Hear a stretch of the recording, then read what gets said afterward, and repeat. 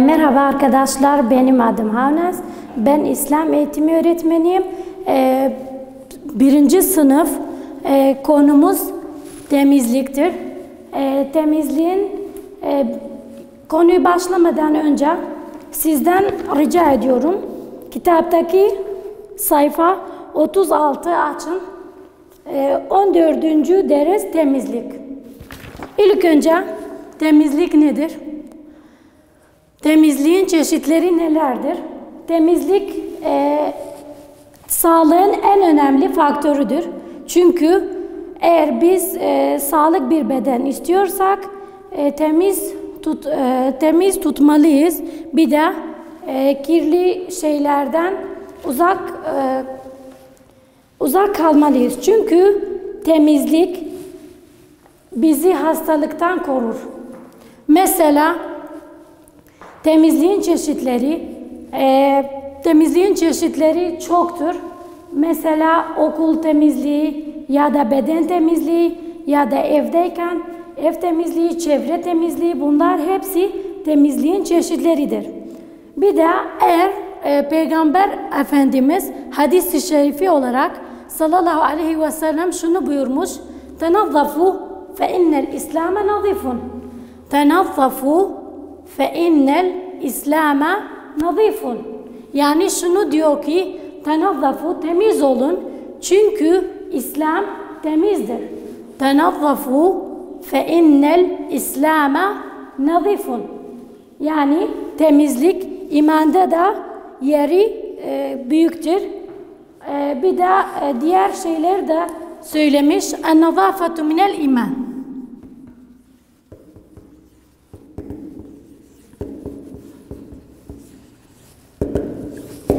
En-nazafetu minel iman. Yani temiz olmamız şarttır. Çünkü biz Müslümanız, biz İslam'ız. Yani temiz en önemli şeydir.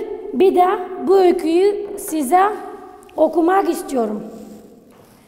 Öğlen yemeği yemek için Tara, Selam ve Sazan anne ve babalarıyla oturmuşlar. Yani ailece bir güzel yemeğe oturmuşlardı. Tara'nın annesi evlatlarına yemek başlamadan önce ne yaparız diye sordu. Yani Tara'nın annesi çocuklarına söylemiş. Yemeği başlamadan önce ne yaparız? Tabii ki ellerimiz iyice yıkarız. Büyük kızı Tara, çünkü Tara çok akıllı bir kızdır, şunu söylemiş: elimizi iyice yıkarız diyerek babası aferin kızım, aferin kızım dedi. Hepsi ellerini yıkayıp daha sonra yemek masasında oturdular. Yemek geldiğinde baba Yüce Allah'a adıyla diyerek, peşinden diğerleri aynı sözü tekrarladılar. Yemekten bittikten sonra Allah'a şükredip ellerini, ayrıca dişlerini diş fırçası ve macun ile temizlediler. Sazan sabah hastalanıp okula gitmediği için kardeşi Selam'a sordu. Bugün sabah müdür okul sahasında neler dedi? Selam müdür ev, elbise, yemek ve okulun temizliğini korumamızı isteyerek nasihatta bulundu. Ayrıca duvarlara talimatları fiş şeklinde yazmak ve yapıştırmak için bir öğretmene teklifte bulunup hepimiz çok sevindik. Temizlik imandan olduğu için ve sağlığın en önemli faktörü olduğundan dolayı temiz kalmamıza söz verdik. Yani bu öykünün en önemli şeyi nedir? Bu öyküde biz anladık ki temizlik çok gerekiyor. Mesela yemeği başlamadan önce en önemli şey yaparız. Biz gidip ellerimizi yıkayıp yemekten sonra dişlerimiz fırçalanıp bir de okuldayken ya da parktayken Yani çevremize bakarız. Eğer çevremiz temiz olursa biz o yerde otururuz. Ama çevremiz kirli olduğumuz zaman biz de hasta olup yani çevre hepsini kirlenip biz bu şekilde istemeyiz. Çünkü biz hasta olduğumuz zaman ailemiz de hasta olur. Bu şekilde çevreye de zararlı olur. Temizlik çok önemlidir. Bir de en önemli temizlik nedir? Kalbimiz. Mesela kalbimiz her şeyden, kirli şeylerden, mesela hakat, bir de kıskanmak, bu şeylerden uzak tutmalıyız. Çünkü gönlümüz eğer temiz olduğu zaman biz de sevgiyle dolu bir aile kurabiliriz, bir çevre kurabiliriz. Bunlardan çok önemlidir. İkinci ders başlamak istiyorum.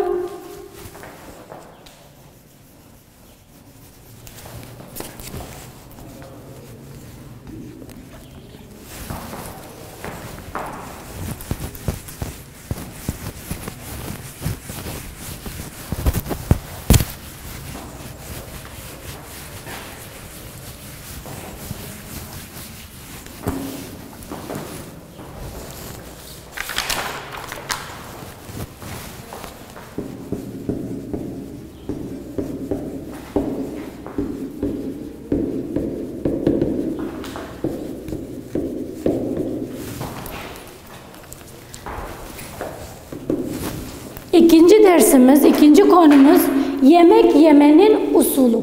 Yemek yemenin usulü nelerdir? Yoksa yemeği başlamadan önce en önemli usulleri nelerdir? Şunu söyleyeyim, yemeği başlamadan önce biz temizlik konusunda yani geçen konumuzda aynı şeyi söyledik. Yemeği başlamadan önce ellerimizi iyice yıkarız. Ama bunu söylemek istiyorum. Kitaptaki sayfa 38 açın. Konumuz yemek yemenin usulü. Yemek yemenin usulü nelerdir? Bu okuyu size okumak istiyorum. Öğlen yemeğini yemek için arkadaşım Leyla beni evlerine davet etti. Ben de daveti kabul ederek evlerine uğraştığımda kapılarını 3 defa çaldım. Yani biz her eve girdiğimiz zaman 3 defa o kapıyı çalmakta zorundayız. Leyla kapıyı açınca kendisine selam ettim. El-selamu aleyküm ve rahmetullah. O da aleyküm selam ve rahmetullah ve berekatuhu diyerek selam verdi. İçeri girmemi istedi. Ben de içeri girip oturarak konuştuk. Öğlen yemeği hazırlandığı zaman ben ve arkadaşım yemek masasında oturduk. Aniden kardeşi Samen elini yıkamadan masada oturup yani elini yıkamadı. Sadece masada oturdu, yemeğe başladı. Aniden masada oturdu, yemek yemeye başladı ve kız kardeşine şundan istiyorum derdi. Arkadaşım kardeşinin davranışına özellikle de yemek esnasında konuşmasında çok şaşırdı. Yemekten hemen sonra da spor programını izlemek için sandalyeyi televizyon önünde kurdu. Bu da yemek yemenin usulü değildir. Yani bu çok kötü bir davranış. Saman yemek esnasında elleri yıkamadan yemeye başladı. Bir de yemek esnasında konuştu. Bunlar yemek adabında değildir. Yemeğin usulleri nelerdir? Yemekten önce elimi yıkarım. Birinci, yemekten önce elimi yıkarım. Yani yemeği başlamadan önce ellerimizi iyice yıkarız. İkinci, başlamadan önce Yüce Allah adıyla derim. Yüce Allah adıyla yemeği başlarım. Üçüncü, sağ elime yerim. sağ elimiz kullanmamız şart. Yani bu elimiz yemek için kullanmamalıyız. Önümde olduğu yemeği yerim. Yani yemekte her ne varsa. Mesela ben bu yemeği hoşlanmıyorum yemem. Bunu yok. Her yemek önümde olduğu zaman onu yerim. Ses çıkarmadan yemeği iyice çiğnerim ve yemek esnasında konuşmam. Yani yemek esnasında hiç konuşmam. Sadece yemeğimi iyice yiyorum. Ses, yani kirli sesleri çıkartmam. Sıcak yemeği üflemeden soğumasını beklerim. Yemek benim karşımda üflemem. Bunu gerek yok. Çünkü zararlıdır. Bir de beklerim. Yemek soğuduğu zaman ben bunu yerim. Tabağımda yemekten bir şey bırakmam. Yani tabağımda ne kadar yemek varsa bunu yerim. Bir şey bırakmam. Doyduğumda Allah'a bize verdiği nimetler için şükürler olsun. Doyduğumda ne söylerim? Allah'ım bize verdiği nimetler için şükürler olsun derim. Yemekten sonra elimi yıkarım. Sonra dişlerimi iyice fırçalarım. Korumak için. Dua nedir? Allah'ım bize verdiğin rızka ve bereket ver. Allah'ım bize verdiğin rızka bereket ver. Alıştırmamız nedir?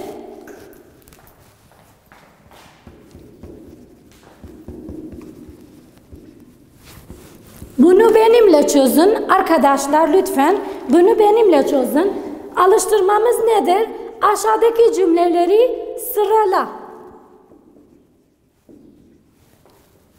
Daha sonra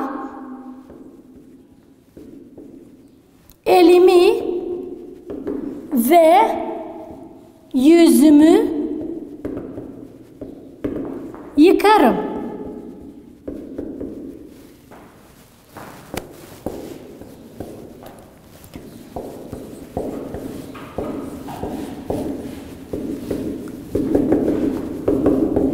Sonra yemeğimi yerim. Okuldan döndüğümde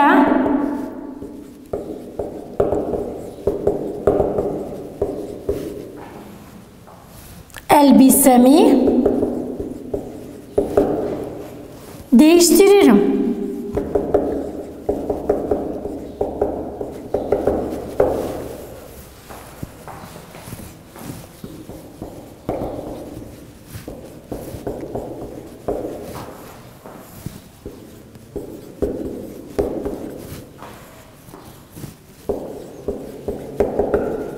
Yüce Allah adil ederim. Biz bunu çözeriz, yani sıralama. Hangisinden önce yaparız, bunu söyleriz. Mesela daha sonra elimi ve yüzümü yıkarım, bunu yok. Birinci olarak okuldan döndüğümde elbisemi değiştiririm. Yani okulda döndüğün zaman evdeyken elbisemi değiştiririm. Bunu birinci. İkincisi, daha sonra, yani elbisemiz değiştiğimiz zaman daha sonra hemen elimiz ve yüzümüzü yıkarız. Bu ikinci nokta. Üçüncü, sonra yemeği yerim. Hayır, yanlış, çünkü yüce Allah adıyla derim. Bu üçüncü nokta. Dördüncü noktamız, sonra yemeğimi yerim. Bu da son olarak. Bunu yemeğin usulüdür ve sizden ricam çocuklar, yemekteyken ya da her yerde, evdeyken, okuldayken yemek yiyorsunuz. Şu usulleri düzenlice olarak kullanın. Çünkü bunlar İslam'ın yemek usulleridir. Bir de iki tane fotoğrafımız var. Doğru ve yanlış. Bu çocuk çıplak ayağıyla sokakta oynuyor. Bu tabii ki yanlış. Bu da elleri iyice yıkıyor Bu da iyice bir davranıştır. Tamam.